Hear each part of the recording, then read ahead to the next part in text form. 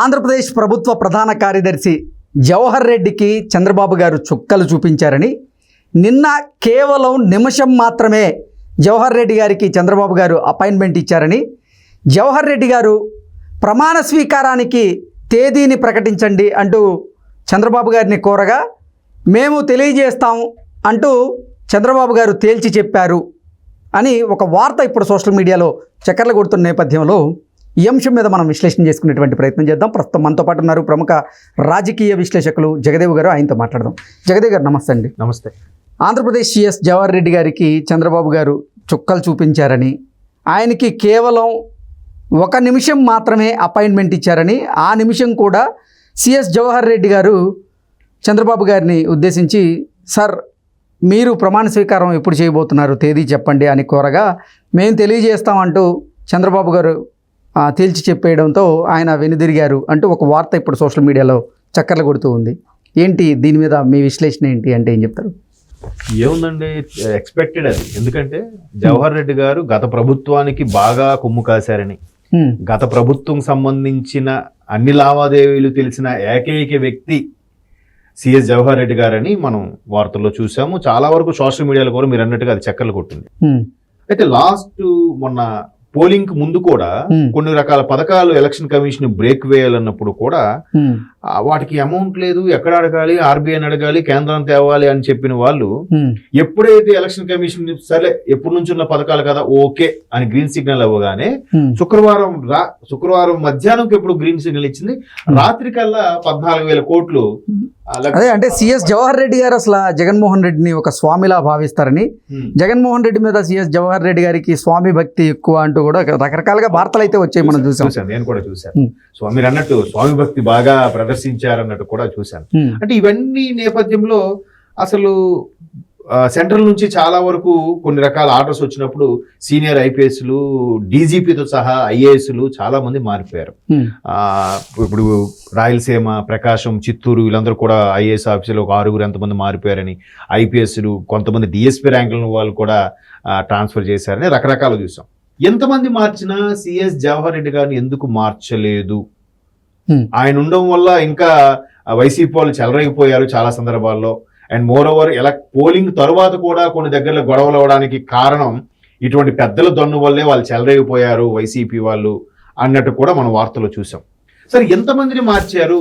ఈ కీలకమైన వ్యక్తిని ఎందుకు చేంజ్ చేయలేదు అంటే, మళ్ళీ ఇక్కడ చాలా మంది అనుభవజ్ఞులు చెప్పిన మాట ఏంటంటే, ఇక్కడే చంద్రబాబు గారి యొక్క విజన్ మనకు కనబడుతుంది. ఎందుకంటే జవహర్ రెడ్డి గారు మీరు అన్నట్టుగా జగన్మోహన్ రెడ్డి గారికి ఒక స్వామి భక్తితో పనిచేసినప్పటికీ ఆయన యొక్క పథకాలన్నిటికి కూడా కొన్ని రకాల ఫండ్స్ ని దారి మళ్లించారని, కొన్ని ఫండ్స్ ని యూటర్న్ తీసుకునేలా చేశారని, ఒకదానికి ఉపయోగించాల్సింది ఇంకో దానికి కేటాయించారని, నందిని పందిని చేశారని, రకరకాలుగా పెన్షన్స్ ఇవ్వడంలో కానీ, జీతవత్యాల్లో లేట్ అవ్వడంలో కానీ చాలా జిమ్మికులన్నీ ప్లే చేశారు. ఇవన్నీ తెలిసిన ఏకైక సూత్రధారి జవహర్ రెడ్డి గారే అని కూడా చాలా మంది సీనియర్ విశ్లేషకుల అభిప్రాయం. నేను ఒకసారి వాళ్ళతో చర్చిస్తున్నప్పుడు మా సీనియర్స్తో అంటే, లేదండి ఇక్కడ కూడా బాబు గారు విజనరీ ఉంది, అక్కడ కూడా చాలా మంది సిఎస్ గారిని మారిస్తే బాగుంటుంది, ఆయన మార్చలేదు అన్నప్పుడు కూడా బాబు గారి నుంచి ఎప్పుడు ఆ మాట రాలే సిఎస్ ని మార్చాలనే ఉద్దేశంతో. ఎందుకంటే ఈయన ఉద్దేశం వేరు. ఆయన ఉంటే ఇప్పుడు రేపు ప్రభుత్వం వస్తుంది, ప్రభుత్వం వచ్చిన తర్వాత ఒక్కసారిగా ఏవేవి ఎక్కడికి దారి మళ్ళీ, ఏవేవి శాఖలు అప్పుల్లో ఉన్నాయి, అసలు రాష్ట్రం ఎంత అప్పుల్లో ఉంది, ఏ శాఖకి ఎంత బకాయిలు ఉన్నాయి, ఇవన్నీ ఎవరికి తెలుస్తాయి? అన్ని శాఖలకి ఉన్న చీఫ్ సెక్రటరీ అయిన వ్యక్తి ఉండాలి. ఈ వ్యక్తి కానీ ఇప్పుడు వెళ్ళిపోతే మనకు అవన్నీ డోర్స్ క్లోజ్డ్ తెలియదు. సో అందుకే బాబు గారు ప్రెజర్ చేయలేదు, వీళ్ళు మార్చాలని కూడా కేంద్రానికి కానీ ఈసీకి కానీ లేఖ రాయలేదు. ఇప్పుడు ఈయన ద్వారా కొంత వరకు నడిపించి అన్ని డాష్లు ఏవైతే డాష్లు ఉన్నాయో అవన్నీ రికవర్ అయ్యాక అప్పుడు ఇన్నికి వదులుతారు అని కూడా వార్తలు ఉంటున్నాం. And more over June ending వరకే, ఈ నెల చివరి వరకే ఆయన పదవి కాలం ఉన్నట్టుగా కూడా మనం చూసాం. అయితే నెల చివరి వరకు ఉంటే ఈ 20 రోజుల్లోనూ ఈ 15 రోజులు అంతా క్లియర్ అయిపోతుందా అంటే లేదు, మరలా ఆయన్ని అక్టోబర్ వరకైనా పొడిగించి మొత్తం లావాదేవీలన్నీ క్లారిటీ, లెక్కల్లో క్లారిటీ వచ్చిన తర్వాతనే వదులుతారు అని కూడా కొన్ని వార్తలు విన్నాను. సో ఇప్పుడు సిఎస్ గా ఆయన ఉన్నారు కాబట్టి ప్రమాణ స్వీకారం అన్ని బాధ్యతలు దగ్గర నుంచి పర్యవేక్షణ అన్ని చేయండి సిఎస్ గారి బాధ్యత కాబట్టి వెళ్ళి బాబు గారిని కలవడం జరిగింది. సో బాబు గారు కలిసినప్పుడు ఏమంటారు, ఎలాగో మీరు అన్నట్టు గత ప్రభుత్వంలో ముఖ్యమంత్రికి స్వామి భక్తితో చేసిన వ్యక్తి కాబట్టి ఖచ్చితంగా ఆ చిన్న ఇది ఉంటుంది. బట్ బాబు గారు ఎక్కడ ఎక్స్ప్రెస్ చేయరు. ఆయన ఎక్కడ ఇలాంటి స్టేట్మెంట్ ఇచ్చినట్టు కానీ కక్ష సాధింపులు కానీ ఎప్పుడు ఎక్కడ గత ప్రభుత్వం ఎప్పుడు జరగలే. క్యాజువల్ గా మాట అనుకోవడమే కానీ మరీ పర్సనల్ గా వెళ్ళిపోయి ఎక్స్ట్రీమ్లకి వెళ్ళిపోయి భార్యలకి కుటుంబ సభ్యుల గురించి వ్యంగ్యాస్త్రాలు మాట్లాడే సందర్భాలు ఎప్పుడు లేవు కదా. ఈ గడిచిన 5 ఏళ్ళలోనే ఇట్లాంటివి జరిగాయి కానీ అంతకుముందు ఎప్పుడూ లేవు. అంత హేమీలు ఉన్నారు రాజకీయ నాయకులు. సో అట్లాంటి వ్యక్తి ఇక్కడ కూడా మీరు వార్తల్లో వస్తున్నంత ఇదిగా అనుండరు కానీ సరే మేము ప్రమాణ స్వీకారం తేదీ ఖరారైనాక చెప్తాం మీరు వెళ్ళండి. జస్ట్ 1 minute లోనే 1 minute కూడా లేదు, జస్ట్ 20 seconds 30 seconds లో ఒక మాట చెప్పేసి పంపించారు.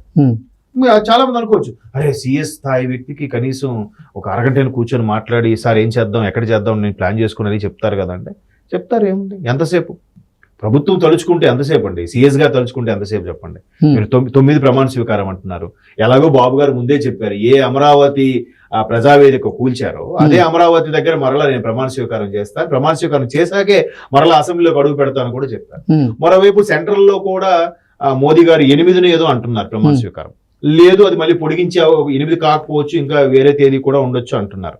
రకరకాల వార్తలు వినిపిస్తున్న నేపథ్యంలో 9 ఇంకా ఖరారు ఆల్మోస్ట్ ఖరారు అయింది కానీ ఇంకెక్కడ చిన్న ఒక 5 to 10% డేట్ మారే ఛాన్సెస్ కూడా ఉన్నాయి. అంటే సెంట్రల్లో మోదీ గారి ప్రమాణ స్వీకారం బట్టి కూడా ఈ ప్రమాణ స్వీకారం మారే అవకాశం ఉంది.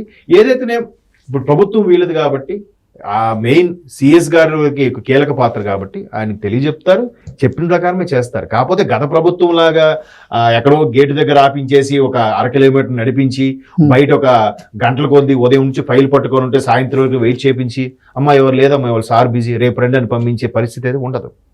ఏదైనా వెయిట్ చేయించడం లేకుండా వచ్చారా ఏంటి దేనికోసం చెప్పండి అంతే మళ్ళీ మేము ఇన్ఫార్మ్ చేస్తాం అయిపోయింది కదా.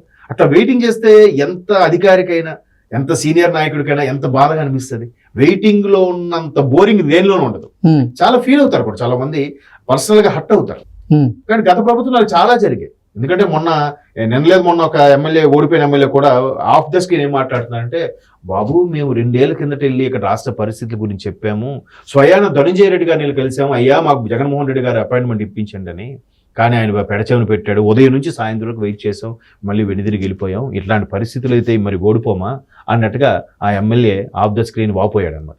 సో అట్లాంటి పరిస్థితి ఉండే ఇక్కడ వచ్చారా మనకి ఈయన జవహర్ రెడ్డి గారు గత ప్రభుత్వానికి ఫేవర్ గా చేశారు లేదా జగన్మోహన్ రెడ్డి గారికి స్వామి భక్తి చూపించారని ఎక్కడేం ప్రదర్శించరు. వచ్చారా మీరేంటి సరే మీకు మళ్ళీ మేము ఇన్ఫార్మ్ చేస్తాం వెళ్ళిపోండి అని చెప్తారు తప్ప మేబీ ప్రభుత్వం ప్రమాణ స్వీకారం అయిన తర్వాత శాఖలు కేటాయించిన తర్వాత ఎట్లా చెడుగుడు ఆడుకుంటారా లేదంటే వీళ్ళదైన పంథాలో ట్రీట్ ఇస్తారా అనేది రాబోయే రోజులు వేచి చూడాలి తప్ప అంత కక్ష సాధింపుగా అయితే ఉండదని నా అభిప్రాయం.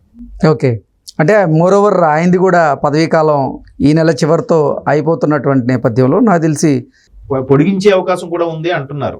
అక్టోబర్ వరకు ఆయన మళ్ళీ అంటే వాళ్ళకి ఆ ఛాన్సెస్ ఉంటాయి కదా, గవర్నమెంట్ తలుచుకుంటే మళ్ళీ చేయొచ్చు కదా. ఓకే అండి, థ్యాంక్ యూ సో మచ్.